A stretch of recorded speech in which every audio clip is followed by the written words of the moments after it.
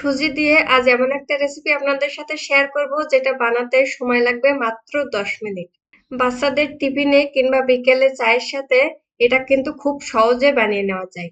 আর এটা খেতে কিন্তু অসম্ভব মজার হয়ে থাকে। তো চলুন শুরু করি আজকের রেসিপি।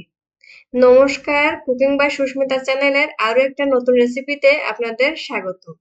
প্রথমে একটা বড় বাটিতে নিয়ে নিচ্ছি হাফ কাপের মতো আটা। এবার দিয়ে দিচ্ছি 1/3 কাপ সুজি, হাফ চামচ লবণ, 1 চামচ কালো তেল। এবার শুকনো উপকরণগুলো একসাথে ভালো করে মিশিয়ে নেব।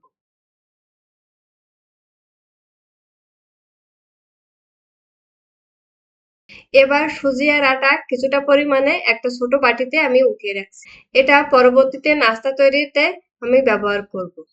সবকিছু একসাথে মিশিয়ে নেওয়ার পর এবার দিয়ে দিচ্ছি সামান্য পরিমাণের তেল। তেল সুজি আর আটার সাথে ভালো করে মিশিয়ে নেব। এতে করে নাস্তাগুলো খেতে কিন্তু বেশি ক্রিস্পি হয়। তারপর অল্প অল্প জল মিশিয়ে একটা ডো বানিয়ে নেব।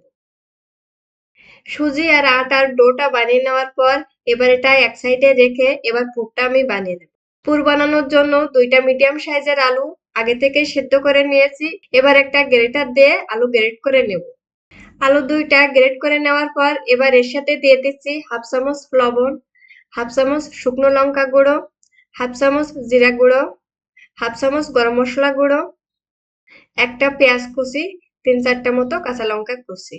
তবে ঝালের পরিমাণটা এখানে আপনারা কম বেশি করে দিয়ে নিতে পারেন। এবার সবকিছু একসাথে ভালো করে মিশিয়ে নেব। মশলা আর আলু ভালো করে মিশিয়ে নেওয়ার পর পুরটা কিন্তু রেডি হয়ে গেছে। আলুর পুরটা বানিয়ে নেওয়ার পর এবার এটা এক সাইডে রেখে দিচ্ছি। এখন সুজি আর আটা যে ছোট বাটিতে আমি উঠিয়ে রাখছিলাম তার সাথে দিয়ে দিচ্ছি 1 চামচ চিলি ফ্লেক্স আর কিছুটা ধনেপাতা কুচি। এবার অল্প অল্প জল মিশিয়ে একটা ব্যাটার বানিয়ে নেব। এই ব্যাটারটা কিন্তু একটু হালকা করে গুলিয়ে নিয়েছি। সুজি দেওয়ার কারণে পরবর্তীতে ব্যাটারটা কিন্তু অনেকটাই ঘন হয়ে যাবে। সবকিছু একসাথে ভালো করে মিশিয়ে নেওয়ার পর এখন এটা আমি এক সাইডে রেখে দিচ্ছি। তারপর আটা আর সুজির যে ডোটা বানিয়েছি সেটা দিয়ে একটা রুটি বেলে নেব। এই রুটিটা কিন্তু একটু হালকা করে বেলে নিয়েছি। তারপর এর উপরে দিয়ে দিচ্ছি আলুর পুর।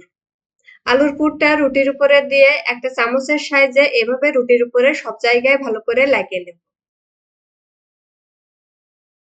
এবার রুটির একটা সাইড থেকে এভাবে ঘুরিয়ে ঘুরিয়ে রুটিটা গোল করে নিয়েছি। তারপর হালকা হাতের সাহায্যে একটু চাপ দিয়ে এভাবে আস্তে করে বেলে নেব। এতে করে রুটিটা সব জায়গায় ভালো করে চেপে চেপে লাগিয়ে নেওয়া যায়। আর পরবর্তীতে তেলে ভাজার সময় আর খুলে যাওয়ার সম্ভাবনা থাকে না।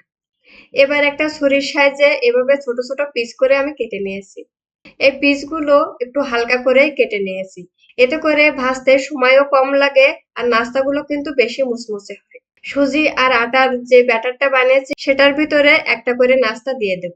এবার ব্যাটারটা নাস্তার গায়ে ভালো করে লাগিয়ে নেব। আগে থেকেই একটা ফ্রাই প্যানে পরিমাণ মতো তেল গরম করে নিয়েছি। তারপর একটা একটা করে নাস্তা তেলের একটা সাইড থেকে দিয়ে দেব।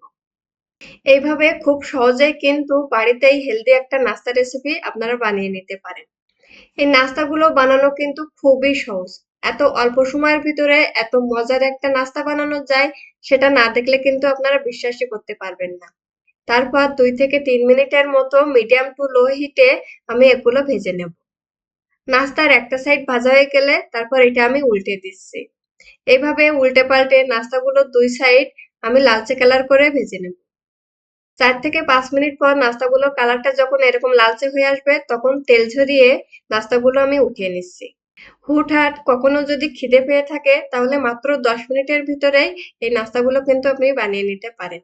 ঝাল ঝাল মুসমুসে এই নাস্তাগুলো খেতে কিন্তু অসম্ভব মজার হয়ে থাকে। ভিডিওটা ভালো লাগলে লাইক, কমেন্ট, শেয়ার করার অনুরোধ রইল। ভালো থাকবেন, সুস্থ থাকবেন। ধন্যবাদ সবাইকে।